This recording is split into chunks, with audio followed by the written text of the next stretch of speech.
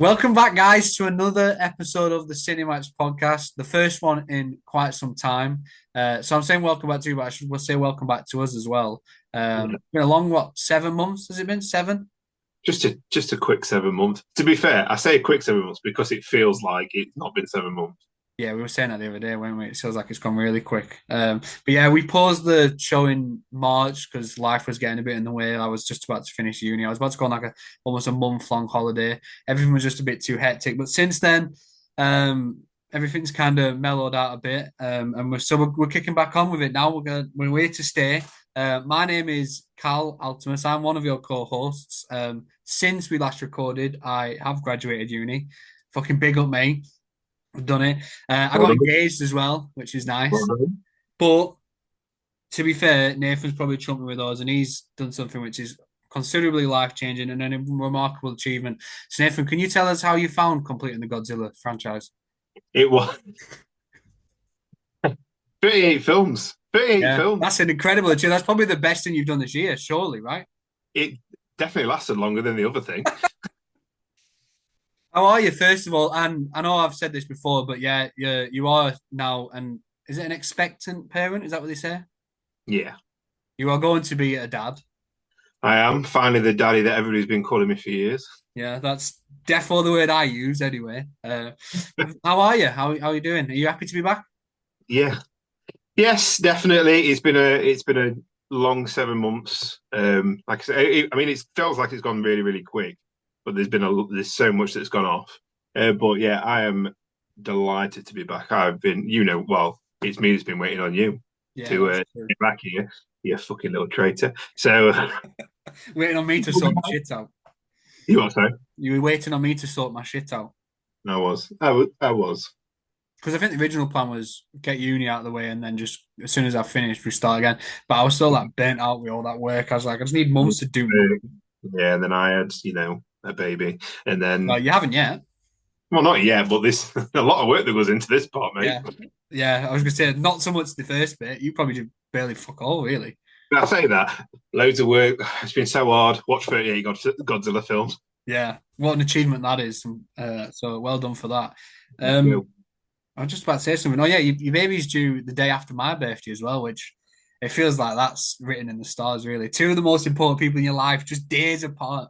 Or we could even share the same birthday if you're lucky enough. I want it to be a day early. Yeah. Her, I want her to be a day early, Oh little yeah, girl. you are having a girl. Yeah, we should make that known. Um, but yeah, so this week we decided we were just gonna ease back in. We're not gonna jump straight into what we usually do, which is more often than not specifically focus on two movies and pit them against each other to see which one we ultimately find the best. This week we're just gonna. It's more like a catch up between us really, and it's just sharing the 5 films that we've watched since we last recorded that we essentially think of the best. I really phrase that in the most complicated way. The 5 best films we've watched since we last recorded. That's easier. And I've gone with films I'd never seen before. I don't know what you've done. Yes, I have. I have. Everyone on my list is something I'd never seen before. Yeah.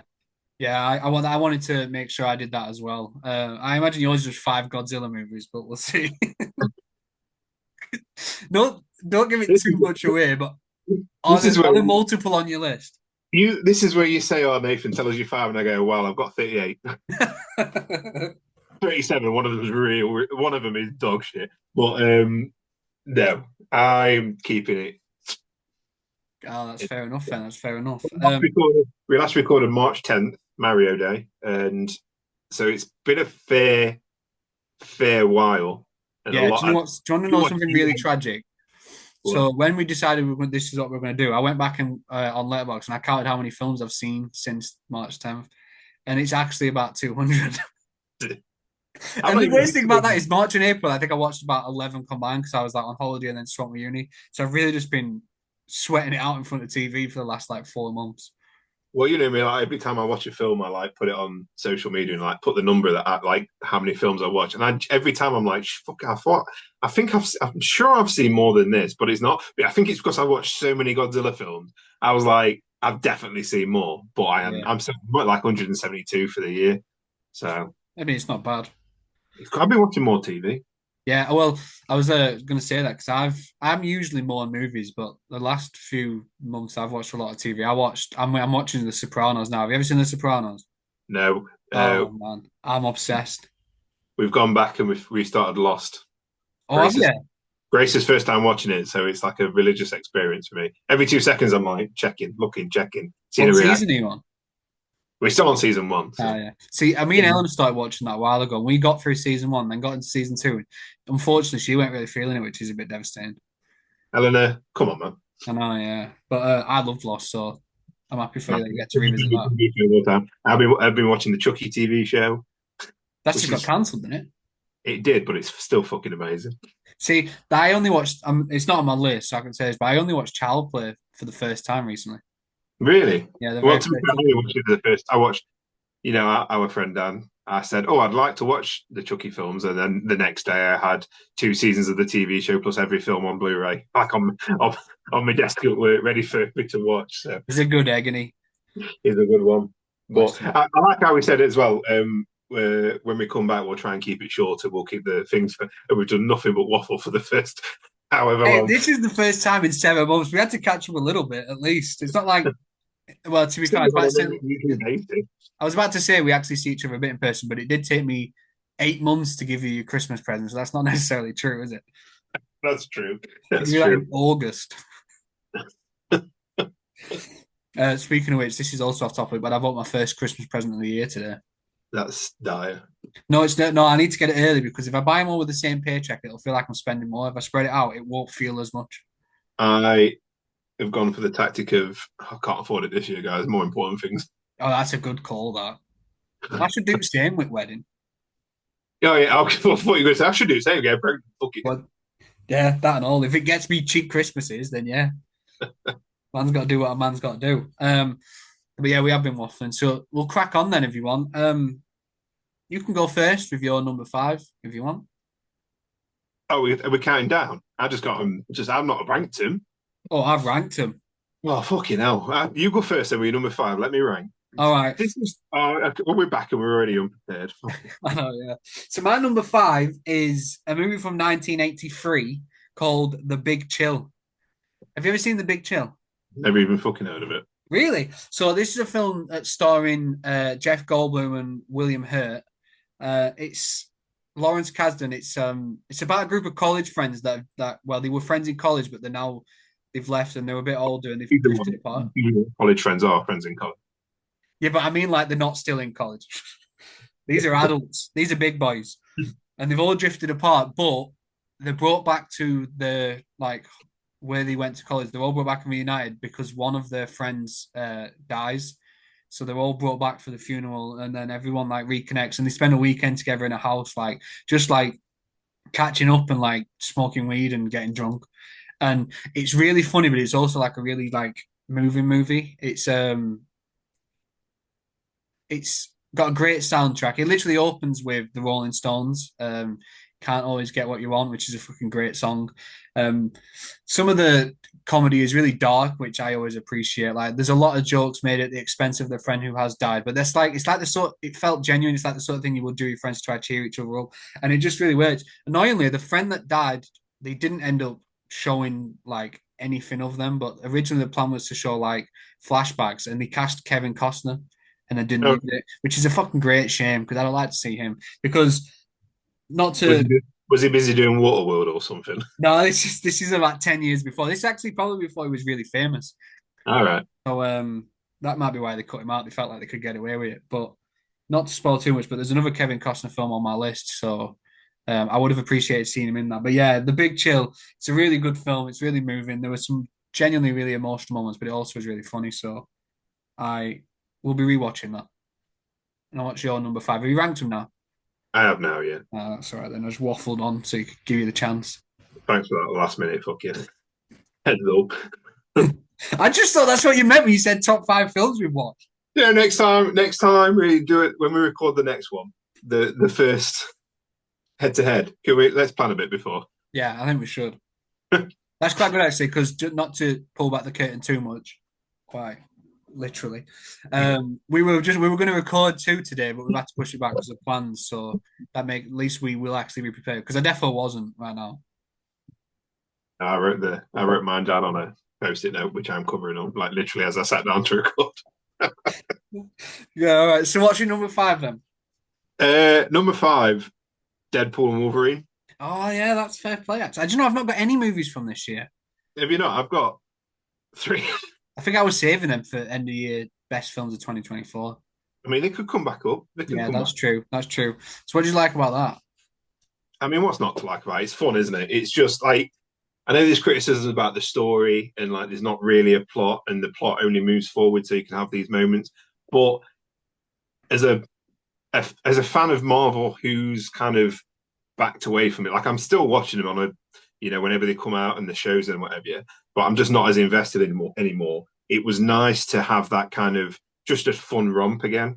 Like it's Ryan Reynolds as Deadpool, which yeah, he is a one trick pony, Ryan Reynolds at this point. But Deadpool is that one trick that actually works, and bringing him back and having him not dumbed down because it's Disney or censored or anything because it's Disney, having him like go full on still was great. And yeah, we have been waiting for Deadpool and Wolverine for ages. Having Hugh Jackman come back in the yellow suit, being able to go feral, and just, I mean, he does use I was going to say the F word as if we don't ever fucking swear on this podcast, but he does say fuck like a 12-year-old that's just learned it. But it's just fun. I think genuinely, maybe in a couple of years, like No Way Home, it's going to feel like one of the movies that isn't that good, but I only love it because of the people in it and the cameos. But genuinely, I watched it 3 times in cinema, all IMAX. Obviously, I'm not a peasant, but I watched it 3 times, and each time I got that emotional feeling of the Fox after credit scene, like where it's just a celebration of that era of movies, that era of superhero movies. So like when I don't know if we're spoiling stuff, but when people come out and you see certain characters, it's like, right, okay, you could have done this and you could have done that just for the cheap Marvel stuff, but you didn't. You wrote a love letter to this era of superhero, and I think that's what it really excels in, rather than just being. Obviously, there's loads of fucking MCU jokes, and that bit where he smacks his head against the camera and says "fuck you, Fox, I'm going to Disney" is literally one of the funniest things in the movie. But the action's great, the comedy's great, but it's the love letter part of it that I genuinely love. And credit's due to Ryan Reynolds for using that opportunity not to boost himself, but to just show love for that era. Yeah, I agree. I really liked it. I think I'm more distant on Marvel now because there's a lot of the TV shows and stuff that I haven't even watched. Like I've heard Get good on stuff Agatha. about Get on Agatha. Agatha's great, and yeah, it's I've got heard all really good the stuff about Agatha, but I've not watched it. I haven't watched any of them in a while. I think the last TV show I watched was like Loki season one, which shows how long it's been. Was that before or after Hawkeye? Because maybe Hawkeye was the last one I watched. well, Hawkeye is still the best thing that Marvel's ever put out. So, Well, as I'm a, not going as to a comment on character that. in the TV show, I'm not going to comment on that. But yeah, I really liked it as well, and I was worried about Deadpool coming into the Marvel and whether they were going to like really water him down, but they proved that they weren't, and they stuck to what worked. And yeah, it was a really fun movie. I watched it twice in the cinemas, so I can appreciate that movie. But it probably will be one like No Way Home. I mean, it's already there's people online trying to slate it, which it seems it always happens. You can never make everyone happy, but you well, have to give it a couple of weeks, and then people come out the woodwork saying, "Oh, it's overrated." But just fuck it, enjoy what you enjoy. Fuck off. yeah. And I think they did really well with Wolverine. Like some of the way they've like finally adapted like his comic book mannerisms and like his look. I think it works really well. Oh yeah, it was a huge love letter. It's basic. I saw somebody tweet that. I mean, do you still call it tweet on X? You saw somebody X that um, Kevin Feige obviously has wanted so many versions of Wolverine throughout of his career, and in one film he got them all. Like you got comic book accurate Wolverine, you got like costumes that are accurate. You got one costume in particular that recreates a comic book cover scene that is even better than the main one they use in the film. Like he proper just like, right, this is the Wolverine everybody's wanted for years. No more black leather, no more like water it down. This is our Wolverine, and loved it. Yeah, me too. So moving on to my number four, then this is the movie that actually like kickstarted like a run where I watched a lot of this director's work. Because I've never really seen a lot of it before, only just his recent stuff, but I've not watched like the majority of his big like releases. So my number four is The Sixth Sense by M You Night know what? Shyamalan. Never seen The Sixth Sense. No, And I so think it's one of them where I know the twist, so I don't give a fuck anymore. Yeah, I see. I'd only seen from M Night Shyamalan. I'd only seen um, Knock at the Cabin and Yeah. then Trap. So I'd only seen his most recent work. I'd never watched any of his older stuff. So I was like flicking through the like on Sky, like all the movies, and it was just on there. And so I thought I'd give it a try because I liked Trap a lot. I thought Knock at the Cabin was fine, but I really enjoyed Trap. So I thought I did so much about Sixth Sense anyway, so I gave it a watch. I knew the twist, unfortunately, as well, but it does. I think that actually helps in a certain way because you're looking for clues all the way through. You're looking for like Mm. little hints and stuff. And I think the performances are just incredible. Like Haley Joel Osment is like as it for a kid, it was like lights out. Like I couldn't believe how good he was. Obviously, Bruce Willis was Bruce Willis. Like it's one of my favorite actors of all time. Um, Anytime I watch a movie, Bruce Willis shows up, it just gets better for me. So I'm always willing to watch a Bruce Willis movie. But yeah, I really really like The Sixth Sense. I think the way they incorporate the like horror is brilliant. The ending is obviously the most memorable moment, but there's one just before that between Haley Joel Osment and his mum, and they have a conversation in the car, and it actually moved me to tears. It was so well done. It was just incredible. And yeah, I really fucking like The Sixth Sense. Like I really liked it, and because of that, I went on and watched. I watched Signs, I watched Split, I watched The Village, I watched The Happening. Some of them are absolute dog shit, but others I really enjoyed. And I've watched quite a few of M Night's films now. Like he doesn't always hit, but you can always tell when it's one of his movies because he goes quite bold and like he's not afraid to take risks. And sometimes it works, sometimes it doesn't. But yeah, The Sixth Sense was one that really got me on that run, and it's by far his best work still, I think. So that was easy for me at number four. I've never seen it. I've not really seen it. I've seen Knock at the Cabin. I think I've seen the Avatar movie, which is Yeah, we don't talk about a nail gun to the head. that. I also watched After Earth, and that sucked and all. I actually don't think I've seen a lot of his films, but like everybody always tells me I should, but I don't want to be. I don't know. There's something about it, like the stuff that I have seen. I'm like, it's not like I didn't like Signs, and there wasn't. What's the other one with the? Is it The Village? Yeah, with Joaquin Phoenix. Yeah, not weren't a fan of that either. So I think it just kind of really put me off him. And with Sixth Sense, it's one of those. I know it's a glaring omission, and I know it's probably good because it is Bruce Willis. Yeah. Um, yeah, knowing that twist, it's just always kind of gone. Well, if it's like if I see it and I go, I'll put that on, I'm going, nah, I already know what's going to happen. I'll watch another Yeah. Godzilla. Yeah. Have you seen Unbreakable? No, I started watching Unbreakable and then I had a power cut and never went back to it. Oh, that's a good one. That was Yeah, probably the first M Night film I ever watched. Actually, I forgot that when I just listed the ones I'd seen. I have that on DVD somewhere, but that was good. I enjoyed that one. that Bruce Willis. That's Bruce Willis as well, isn't it? Yeah, and Samuel L. Jackson. Yeah, he's yeah. Oh yeah, because he's Unbreakable. Yeah. Yeah. So what's your number four? My number four is Charlize Theron's Atomic Blonde. I don't think Have you I've seen that. It's brilliant. It's a film that was recommended to me many times by my friend Rich, who owns Ground Zero Comics in Mansfield. Walked past Um, that today and told Ellen that your friend owned that actually. I Quite probably would. coincidence. I literally walked past it today and said You've been in there now. I could have. You could have looked in. I probably waved. that. Um, it's a proper like neo, like really 80s spy thriller. Set in the Cold War, set in Russia before the Berlin Wall falls. And there's not really much I can give away for the story other than it is like a really, really gritty spy thriller. Um, Charlize Theron plays a spy, hence the spy thriller aspect of it. And it's just so dripping with style and atmosphere and twists and turns. Obviously, betrayals. It's literally one of the sexiest films I've ever seen without being like overtly purposefully sexy. Its soundtrack is full of that 80s like synth goodness, but obviously mixed with the kind of Russian aspect of it all, like craft work and stuff like that. And it's just brilliant. And there's not a lot I can say about it without spoiling it, but it's really action packed. It's from the guy that made the Fall Guy, Okay, yeah. one of his earlier movies. So you can't. Did he make Bullet Train as well? I believe so, yeah. Yeah, so you can kind of already understand the kind of the style of the action, but it's a lot darker and a lot more serious, even though it is like over the top action. But it's really, really, really, really good. I would recommend you watch it because it's Yeah. very, very. Well, I really like Bullet Train and Fall Guys, so that is something I'll probably check out.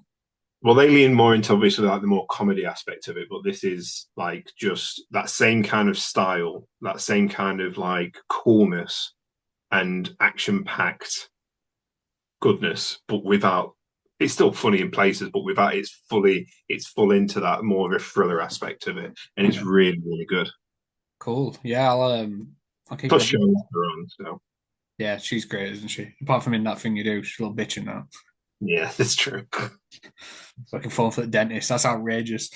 So my number three then is a movie that I only watched literally this month, I think. So it's just actually there's two other films on here I've only watched like very, very recently. But my number three is Primal Fear from 1996, starring Richard Gere and Edward Norton. Um, it's a courtroom drama about a young altar boy who is found fleeing the scene of like this brutal murder of an archbishop. He's covered in the blood, and the police arrest him, and everyone thinks it's nailed on. He's done it. And this hotshot lawyer who sees like the money signs and the free publicity he'll get if he takes on this case because it's so high profile, volunteers to like represent the young man and try get him off the not get him off. That sounds so weird. Fucking hell, Richard Gere tries to get him off. I can't watch it. If we could have put, are we counting those films as well? Because I'm changing my list. I'm gonna say you'll be writing it down if I say that. But no, he tries to like get him free. I don't actually know the right term. Get him out, not guilty. I don't know. What do you say? Charges dropped. I don't know. Something like that. Surely, sure, whatever. Innocence. But like, it's there's multiple twists in it, and it's like not all is what it seems with the young man, and like you go back and forth on whether you think you did it, whether you don't. There's moments where you like really convinced that there's something wrong with him, and then there's other times you feel bad for him, and you don't really know where the outcome is going to fall. You don't know whether he's going to be found guilty or not. You don't know where you like I say, you don't even know whether he's done it. Like, and there's just a few moments in the film which just really fucking blew my mind. There's not many films like these days where I go into it and like I don't kind of figure things out like along the way, or I already knew about the twist like with the internet and stuff. But this film, like there were multiple twists where I was just like, holy fucking shit. And it ends on one of the greatest plot twists like I'd ever seen. Like, and it really, really shocked me. And it's Ed Norton's first film, Edward Norton's very first film, and he is insane. Like he's so good in it. I've not seen too many Edward Norton films. I know he's not got a great like reputation. Apparently he's a bit of a knob to work with, but at this point he was like I said, still fairly young. It was the very first movie he did, and he was just incredible as this young man accused of this crime. So yeah, I couldn't recommend Primal Fear enough. It's great. I've never heard of it, but it sounds like courtroom drama from the what 90s. Yeah, 96 it was. I bet that definitely flew under the radar. Yeah. But don't tell the spoiler because No, I won't. Oh, I'm keeping it all to myself. Also, while you were talking, very off topic, I realised the way we did our the way we did our announcement that we were coming back was to Backstreet Boys, and our first episode we're wearing all white matching caps. First of all, this is blue. Is it? It looks white on camera. No, it's blue. This is white. Yeah, and you also play Backstories, who are like one of my fucking favorite. Like, you wait bands till we get to the best part of the episode. We both stand out of our seats at the same time and start speaking. Yeah, we've got choreographed dance planned and everything. Yeah, that's how we're going to end the episodes from now on. Choreographed dance. Like the reverse of Deadpool and Wolverine. We're gonna dance out instead of opening up with a dance. But each week will be a different '90s boy band. There's a few we've got to go through. We've got Take That, Westlife, got them all. So what's your number three? My number three is an actor I know that you absolutely love, so you'll love this. Shit. It's not Kevin Spacey, don't worry. You're still his number one fan. Oh, do you mean actually love, or were you being sarcastic? No, I know you genuinely love him. Oh, okay. So, it's a film that I've never seen before, and I know one that everybody loves. I finally watched it and I was like, why the fuck have I never seen this 90s film? Speed with Keanu Reeves. I fucking knew it was going to be someone I didn't really like. To be fair, actually, I've seen Speed and I like him in that. Such a good film. Like he channels that kind of like Point Break cop in him again. But it's just fucking fantastic. Like it's action packed, non-stop. But it's really, really good and entertaining. By this point, everybody else other than me has probably already seen Speed, so I don't know really what else to say outside of like it's just fucking it's energetic constantly. And his like the chemistry between him and Sandra Bullock. I'm not a huge Sandra Bullock fan. I know that's blasphemy. I always get confused with like Julia Roberts and all the others because I don't know. But the chemistry in that film is like you could literally see it in the air between them. Well, not literally. That was metaphorical. But you can see it in the air between them when they're speaking. I'm going to bring out an old word. It's fucking phenomenal, and it's just like, Now we're back. not a second went by in that film where I was like even thought about looking at my phone. Like it just gripped me from start to finish. From the bit at the beginning, like where they're infiltrating that building, all the way up until the end, trying to figure out. It's a stupid. It's like it is a very very stupid premise. Like there's a bomb on a bus, you can't slow down, and it just goes. But the way they like creatively use ways to get people off the bus, to keep the speed up, to like move traffic, to trying to figure out who planted the bomb and where he is and everything. It's just non-stop in it. I absolutely loved it, and I cannot. And then somebody was like, "Don't watch Speed 2." Yeah, Just I've don't. heard that. So I left it, and I've just watched Speed 1 and left it as Speed 1. And I'm happy with that. I never need to have it ruined. But Yeah, I'm never watching Speed 2. just so good. Like I think I rated it 5 stars on Letterboxd. It was just immediately like I know I love this movie now, Yeah. and I I would don't definitely. think there's ever been a better looking woman than Sandra Bullock in that movie. I think she looks incredible in that movie. I mean, she does look incredible in that movie, but I'm not Yeah. going to go that far. No, to be fair, I think I've got the wrong movie. I'm thinking of Sandra Bullock in A Time to Kill. Where that's another courtroom one that I watched earlier this year, and it's like a heat wave in the summer and nothing's really working, so she's all sweaty all the time. Maybe that's what I'm thinking. Let's get red out the gutter. That does work, but nobody on film will ever be. Rachel McAdams in Eurovision. No, well, yeah, also yeah, but nobody will ever be. Oh, what's the fucking name of the actress? Baby in Dirty Dancing when she's wearing that fucking pink unitard and blue jeans when she's dancing on bridge. Cal, that is my. If everybody gets a personal heaven when they die, I'm going to be on that bridge with her forever. I don't even know what mine would be. Too many options. Yeah. But yeah, I really like Speed. I think there's not a dull moment, and I think that really helps that movie. Like it doesn't ever stop. It's just always there's always something going on because of like the situation. It's just constant like action, which I always enjoy.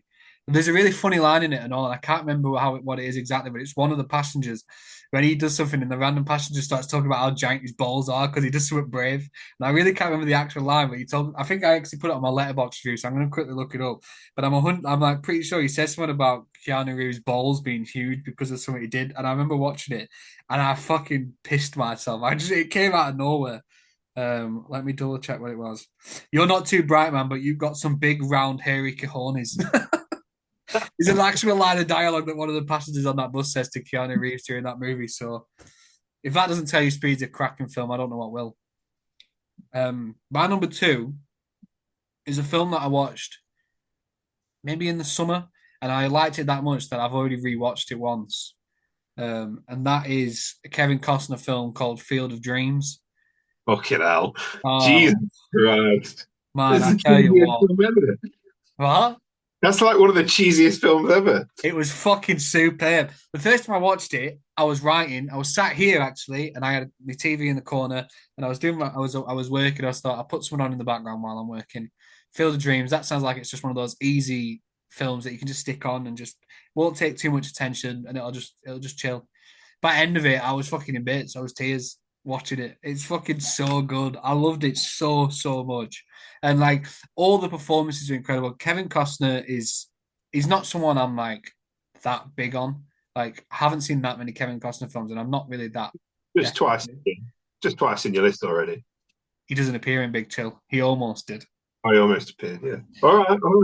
But like, he's not someone who like, if there's a film and it's starring Kevin Costner, I'm not going to rush to the cinema to see it. But I really, really liked this, and it's got probably this is blasphemous to say, but my favorite James Earl Jones performance. Really? Because he gets to shine. Like in Lion So King, he's just a voice. In Star Wars, he's just a voice. But he just gets to really, he is. He. There's nothing else to it, is there? Really? He's like voiceover work. But in this, it's him. He's got a personality. He's funny, and he gives this really like. I'm not a baseball fan, but he gives a really moving speech towards the end of the movie about how important baseball's been to America and like the fans and like how it's one constant that's always been there no matter the struggles and stuff. And I'm not even a baseball guy, and I was like, fucking right, James Earl Jones. Baseball rocks. Never seen a game, but it fucking rocks. It's also got a great Ray Liotta performance before Goodfellas. I fucking loved it, and I rewatched it just after James Earl Jones died, and I loved it even more. I think it's gonna be one of those that grows on me every single time. Like I think the first time I watched it, I said 4 stars. I rewatched it in September and I went 4.5, and I think the next time it'll probably be 5 because it's fucking sick. be honest. When you watched it after James Earl Jones cried, I'm going to put money on that you cried. Oh yeah, I mean I cried both times. Listen, me crying is getting out of hand. Have you ever seen the BBC game show The Wheel with Michael McIntyre? No, because I hate Michael McIntyre. That's a blasphemous take, but we'll skip past that. It's like a game, it's a quiz show where a contestant has to answer questions and they're helped by celebrities. And I cried at that yesterday. I swear to God. So what's wrong with me? I'm telling you, I'm getting way too emotional in my old age, but No. it was emotional for me. Do you want to take a quick sidebar to talk about the one thing we both definitely fucking cried over the past couple of months? The trailer to Superman, a Christopher Reeve story. What? Yeah, I forgot about that. I was talking about Young Sheldon, but yeah, we fucking. Oh Christ, yeah, that and all. We cried at a trailer and we cried at Young Sheldon, yeah. Actually, no, I think actually crying at a trailer is much worse than crying at a TV show. Yeah, to make you feel. We still need to try and figure out where to watch that because we're both busy the one time it's been shown. Literally, like we've been messaging each other about like the Superman story, the story of Christopher Reeve's movie, the documentary that's coming out. We both wanted to watch it, and we've both said multiple times, no matter what, we are fucking watching this together. And then the one day it's out to watch, we're both busy, we can't do it. You've got plans. A family member's birthday, and I'm up in Yorkshire, so it's a bit. They don't have cinemas in Yorkshire, so no, did he shy? Finally, there's no chance. I think even Brid, there was one hidden in the back of an arcade, and that was it. And it had like 2 screens. You know, it's not great up there. But yeah, we're looking forward to that. Young Sheldon had me fighting for my life because I only finished it on Sunday because it was like the last 2 episodes finally on E4. We've been watching it on TV as it comes out, and I was fucking gone. I was so bad. So was Eleanor though, so it's fine. I think what's worse though about that, because we're completely off topic now, talking about Young Sheldon. For anyone that doesn't want to know spoilers, mute. I mean, if you're on social media, you definitely have seen what's happened in Young Sheldon. Yeah, but like because I'm not a Big Bang Theory fan, but Eleanor is, so I've seen episodes in the past, and I knew what happened to Sheldon's dad. So even beforehand, it felt like even though his death was like rather sudden in story, it felt almost to us like he had some long-term illness. Like we knew it was coming. Yeah. Every episode came, and I was like, "Please don't be the one. Please don't be the one." Apparently, like he had a heart attack in season 1. Apparently, that's when he was like they were going to kill him off. Thank God they didn't. Well, yeah, thank God they didn't, and they changed because obviously the actor's great and the chemistry's great. Really off topic now, but the actor's great. But then, like in the lead up to the final season, they were like, "No, we don't like this. Isn't our kind of show. Like we're not gonna, like we're not. We all know he dies. We're not. We don't want to do that." So they managed to trick everybody into like the surprise of it still happening. And when it happened, I was like, even though I knew it was happening and I knew when it was happening, when it happened, it still fucking shocked me. I was like, "Fuck." Yeah. Anyway, it was emotional. But yeah, we'll go back to movies, which is what this is about. What's your number 2?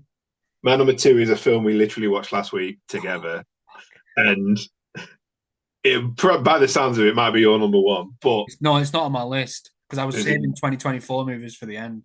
Okay. Well, I'll repeatedly talk about it at the end of the year. Fine by me. Yeah.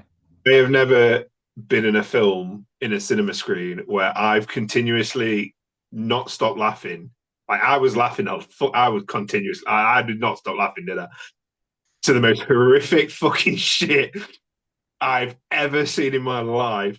To the point, like you can watch I know you can watch gross shit, and you were cringing. Yeah. There was But one moment in particular where I got called out for like screaming. I was like, "Fucking, don't shame me." Terrifier 3. Oh, Oh, what a fucking movie! Like the first, like we watched the double bill because I'd never seen it before. We watched the double bill together a couple of weeks before in the cinema, and I really liked the first film. Um, with even with how like low budget it was, and like I said, it felt kind of like fan filmy. With our friend Tom in it, um, and then like the second one, I really liked. Obviously, got a bit more budget, a bit more of a following. But this one, like the second one, was a bit too long. So the first one, the second one, I kind of had things that make it out of balance. Whereas this one was just fucking brilliant. Like it's genuinely like one of the grossest things I've ever seen. Because I've never really watched horror up until like the past couple of years. So I've not seen like really hardcore stuff, but this is probably the most hardcore thing I've ever seen in terms of violence. But it's so funny in the way it does it. Like I was laughing, I was like fucking holding my stomach laughing. That's how good it was. But it's fucking gross, and the story is so much better. And Art the Clown is just iconic. Like I've not stopped looking at fucking funny videos making of behind the scenes. Like the guy who plays Art the Clown, like just going to events in makeup and stuff, just the kind of impact this film's had. And working in a cinema has the absolute benefit of seeing people come out of that film as well. Going in saying, "Oh, well, I've seen the stuff on Netflix that everybody says that it's too scary, so I'll be able to handle this," and then coming out going, "Fucking hell." Like at one point, there was a woman that we were sat on the aisle when we watched it, and the woman on the other side of the aisle, I can't remember if even said it to you on the night we watched it. When it went quiet, she literally pointed over and talked to the person next to her, saying, "He keeps fucking laughing." She was traumatized, bless her. And it's just so good and over the top. Saying it to somebody today, like it's so over the top that it goes past the point of like it goes past the point of ridiculous into a point that's like it's just so over the top. It's brilliant, and I absolutely love that film. I know you did too, but obviously oh, save it for a different list. But just a intensely gross. There is one bit that I was like, and it's the bit with the shard of glass. I won't say no more. Shard of mirror. But the rest of it's the most disgusting comedy I've ever seen, and it's brilliant. yeah. There was a guy on the row next to us, an older man, who at one point I heard shout, "This just ain't right, is it?" Yeah, I If remember that doesn't tell you to watch Terrifier 3, I don't know what will. and Everyone listening should that watch was in like the Terrifier. first 15, 20 minutes, weren't it? Yeah, like Terrifier is a franchise that I hold really dear. And I think it's one of the most original like takes on the horror slasher genre, and we've had in a long time. It's so different to anything that else that's being made now. That first movie was made for like $35,000, which is incredible. Then the second one was like 250,000, and now this one was 2 million. And I just think it truly is like it's proof that like Cinderella stories can still happen in Hollywood, because it's like each one he makes, it just gets better and better. And his resistance to ever signing it off to some major studio and letting them take control, and he's just stuck with his vision. And I think it really shines through in Terrifier 3 because it's fucking awesome. Like Yeah. the Christmas vibe contrasting with like the first 10 minutes, I felt Christmassy, you know. I was like, oh no, this has got me. And then he shows up and I was like, no, I've never felt less Christmas in my entire fucking life. This is gross. But it's so funny as well. Like I think Yeah, that's what makes it different, because there's movies where it gets gross and it's dark. Like yeah, Hostel is a movie that's really grotesque, and it feels dingy. Whereas Terrifier, it's so gross that it's hysterical. And Art the Clown is he's so different to any other horror movie villain. Like I've been watching gifs of him seeing Santa through that window over and over and over. I was even showing Eleanor because I thought it was that funny.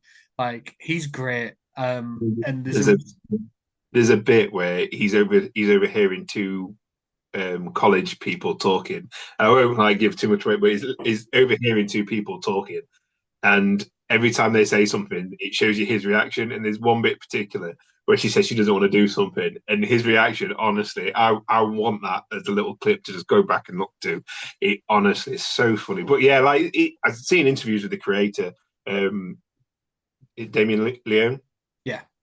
Yeah, whereas like no studio wants it, but now people are like reaching out and like what I want to do, they won't let me do. Like he wants to Yeah. go like he wants to do another one, and he wants to like he said it's going to be even more. It's going to be even like I thought of the fact that he says I've thought of things that I've not even been able to do yet is one worrying and two exciting.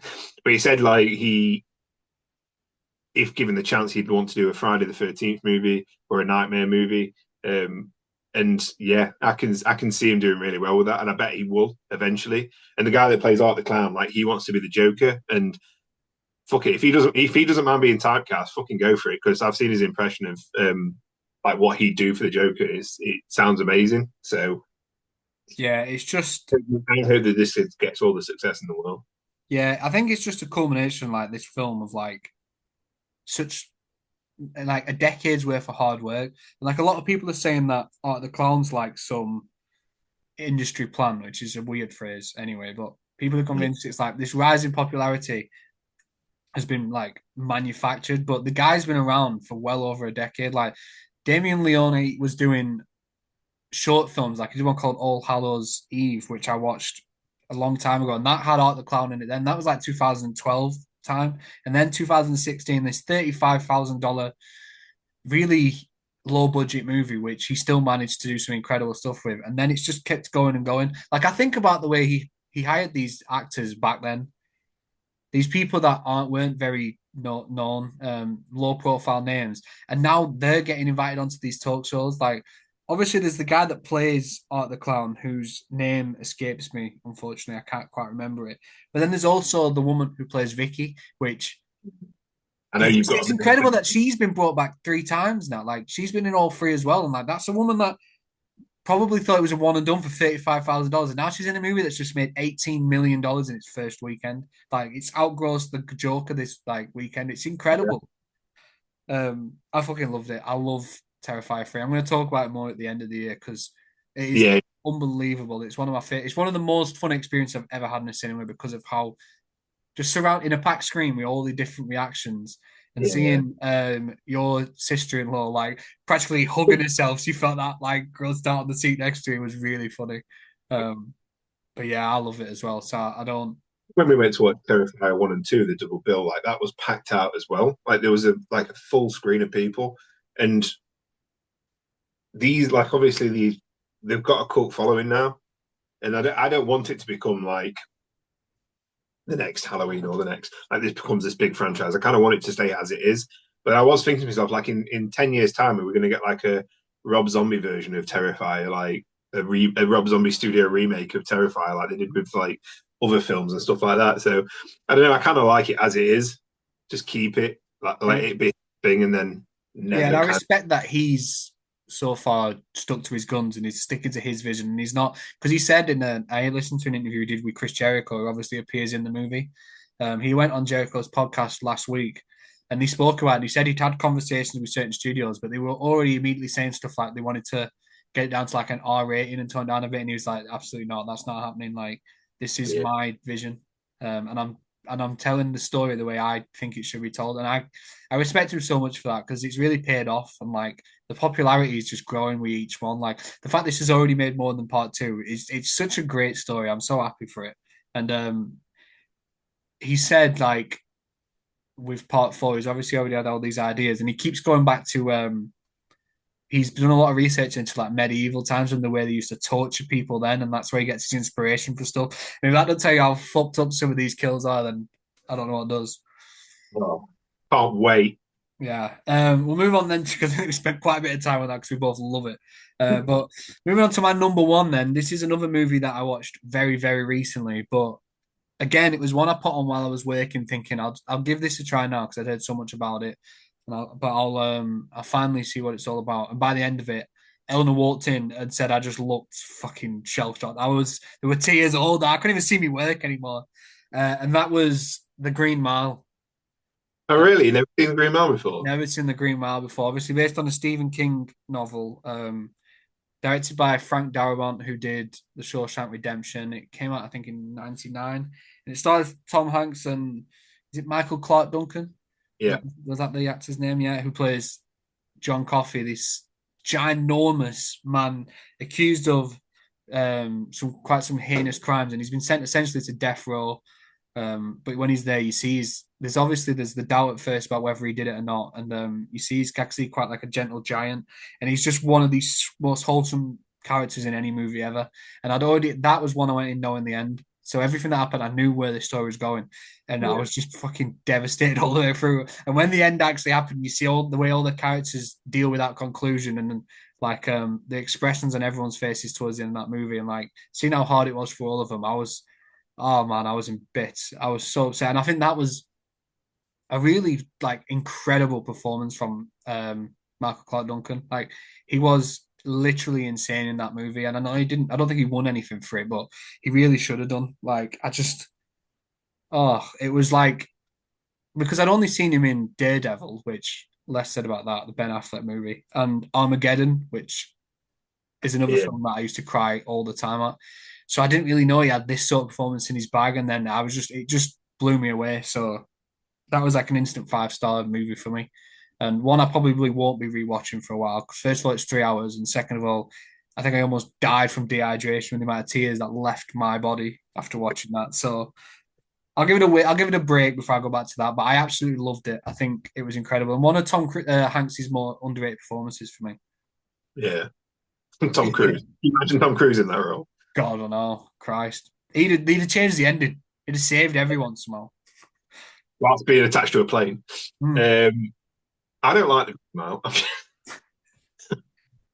you seen it?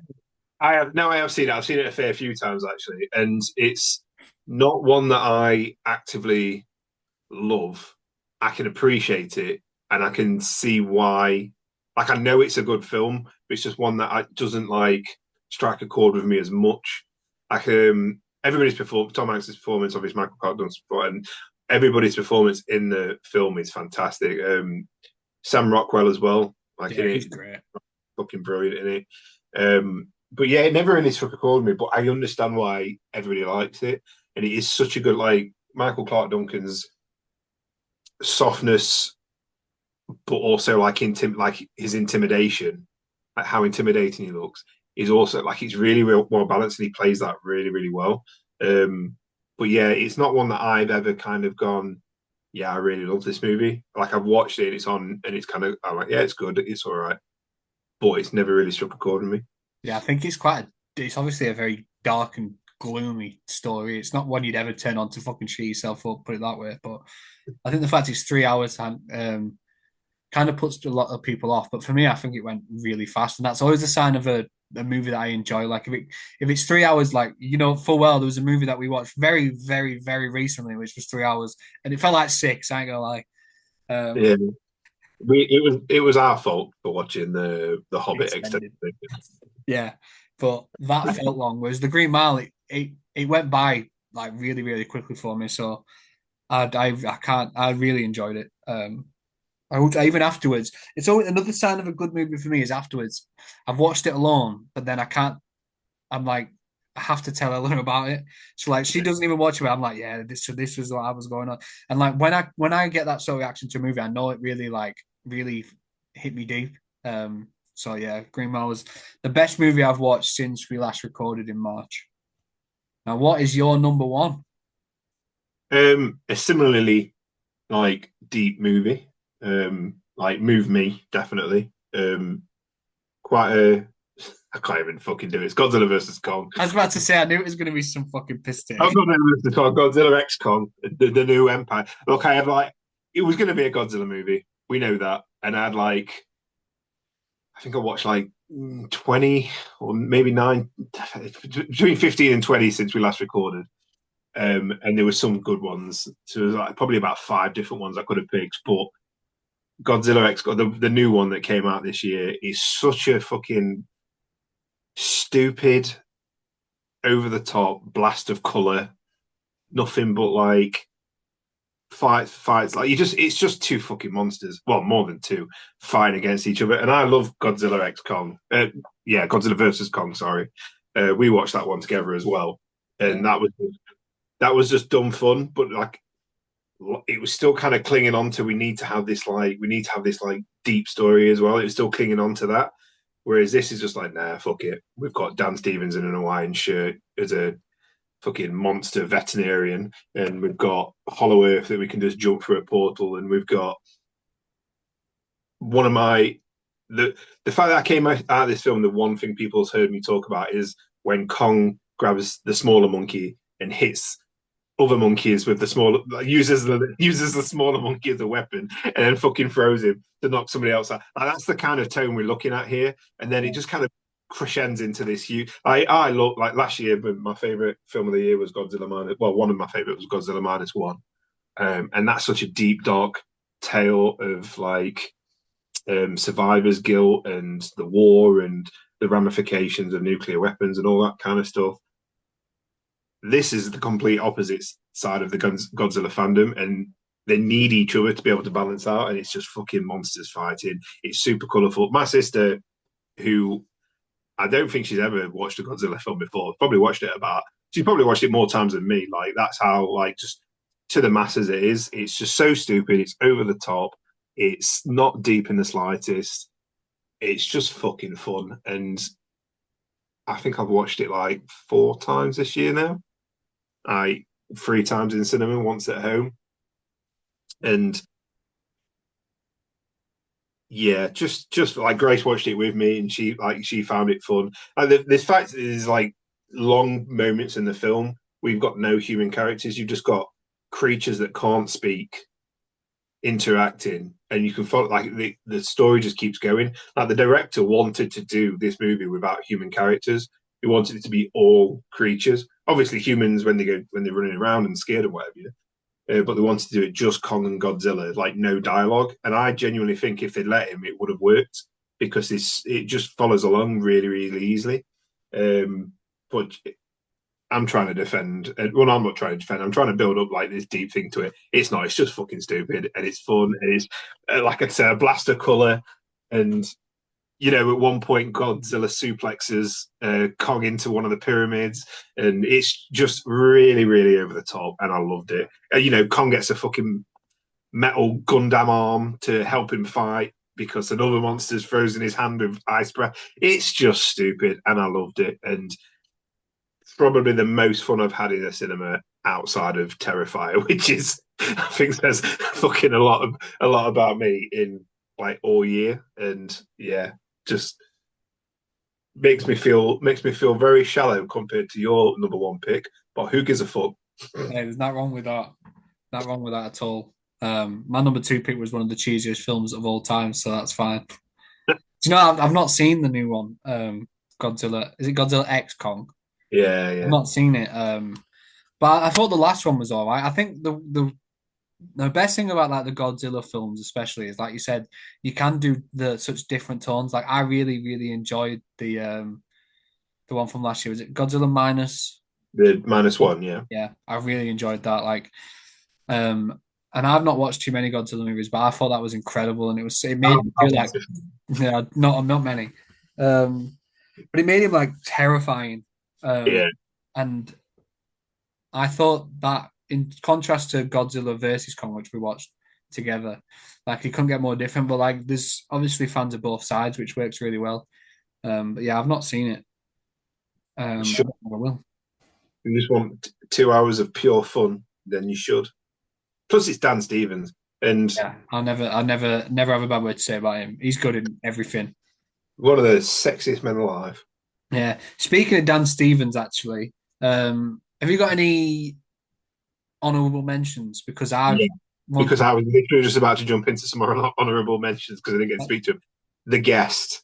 If you've never seen The Guest, get The Guest. It's a Dan Stevens movie, and it's about a family who lose their son in the war, and one of his squad mates comes back to kind of like, what's the kind of way to put it? kind of like finish off the son's business, and like he said he would protect them and do this for them and that. And if he couldn't make it back, so he comes, and it just turns into this. Who is this character? Like it becomes this like little bit of a thriller, and it's just. And I don't want to give anything more away from that, but it's just really fucking good. And get The Guest by Dan Stevens watched. Yeah, I was also going to say a Dan Stevens film, but it's one from this year which I made a conscious effort to leave off. But that's Annabelle, which was incredible. Not Abigail. Abigail, yeah. Yeah, Abigail, not Annabelle. That's the doll. Abigail, the vampire. Which is a shame. Which was meant to be a twist, but no, it's not. It's in the trailer. Yeah, I know, but they apparently the director was like wanted it to be the twist, but they put it in. That's what I was about to say. I think they fucking ruined it by giving it all away in the trailer. It's so disappointing because if that was a bit like From Dusk Till Dawn, where the first half of it is like this crime movie about these bank robbers that have taken a family hostage, and then the second half is these criminals and these hostages come across vampires. It's like, holy shit, no one saw that coming. Why didn't they do that with fucking Abigail? That would have been so good, but they give it away. Still a good film though, and Dan Stevens is great in it. Another one that I really liked, which I know you loved, but I only watched this year, is the Teenage Mutant Ninja Turtles movie from last year. Yes, that was my number one last year. Yeah, I finally watched that. I really enjoyed that as well. I watched that on my plane to Florida, funnily enough. Yeah, it was good. I really liked the art in it as well. I thought the animation style was great, and I definitely watched more from that franchise. Yeah. I'm trying to think of others now. I watched Fighting with My Family for the first time this year. Yeah, me too. Me too. About Paige, yeah. She was Paige in WWE, yeah. Yeah, and that's one that I've been wanting to watch for ages. And I saw it on Netflix. I was like, it's not been on any streaming services for ages, and I was like, I'm putting this on, and what a film! What a film! Really, really good.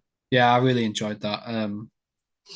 Tell you one that I watched the first time this year, and I've never seen it, and it's one that my friends gave me shit for, was Batman: Mask of the Phantasm. Yeah, I was in the same screen as you watching that. Yeah, and that was really fucking like I can understand now why I got shit for it, because that's such a glaring hole. Because I love the animated series, I've seen all of that, and so not seeing Phantasm was like finally see it was brilliant. And I can't believe that they've never adapted Phantasm into any of the live action movies. Yeah, that is one of my favorite Batman movies, actually. The Mask of the Phantasm. I also watched this year for the first time Teen Wolf, starring Michael J. Fox, which I'd never seen. Obviously, Back to the Future is my favorite movie of all time. Yeah, I'd never got around to seeing it. I'd seen a couple of episodes from the TV show, which is very different, but I'd never seen the Teen Wolf movie, and then I sat down to watch it earlier this year, and I loved it. I thought it was great, really fun. And Michael J. Fox is delightful as always. Like, I've never had a bad word to say about that guy. He's my homie. Obviously. There's obviously loads more that we can talk about. Like, I'm saving some for my films released this year and films that I've watched this year. I can't do a top 10 list of Godzilla movies. So no, there are a few. One film I will say which came out this year, which I'm going to mention just because I saw it earlier today in HMV, and me and Ellen were talking about how much we enjoyed it. And that was Bad Boys Ride or Die, which was way better than I thought it was going to be. I literally was going to talk about that. I was like, I'll wait till the end of the year to talk about it. I fucking love that film. Yeah, I really enjoyed that one. That was way better than I thought it was going to be. I thought the first one I've always loved. I thought the last one was fine, but not. And this one I loved. I couldn't remember watching through. Yeah, it wasn't very memorable. Whereas I thought this one was awesome. Yeah. I think I watched that in the cinema a couple of times as well, and it's just brilliant. Yeah, I really enjoyed it. I watched the original King Kong this summer. The original. The very, very first one. Yeah, that was great. I really enjoyed that. I watched Hitman, the new Glenn Powell. Yeah. That was great.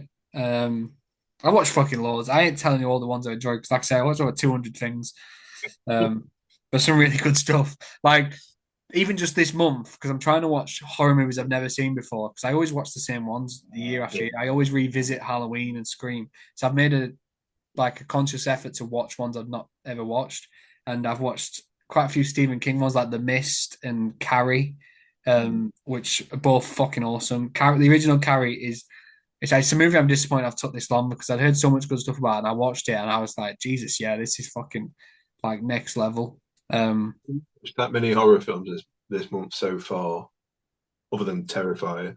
But I was made to watch Sinister, and genuinely, ugh, what a fucking shit movie. I actually can't believe that that's your opinion on Sinister. I love Sinister. Yeah, mate. I like that home footage bits. Whenever he's watching the videos, I like the videos. I hate everything else. I think I put it in my letterbox review. You know how everybody gets that one actor that for some reason, unexplicable reason, they just can't stand. I think mine's Ethan Hawke. Really? Yeah. It's weird, isn't it? How there's just that one. Like Nicolas Cage, I don't know what it is about him. Just fucking rubs me the wrong way. But then again, I thought Tom Cruise was that for me, and then I'd never actually watched a Tom Cruise movie, and then I did, and I was like, actually, no man, Tom Cruise is good. Yeah. Have you never seen like Training Day and stuff like that? Pardon? Have you seen Training Day?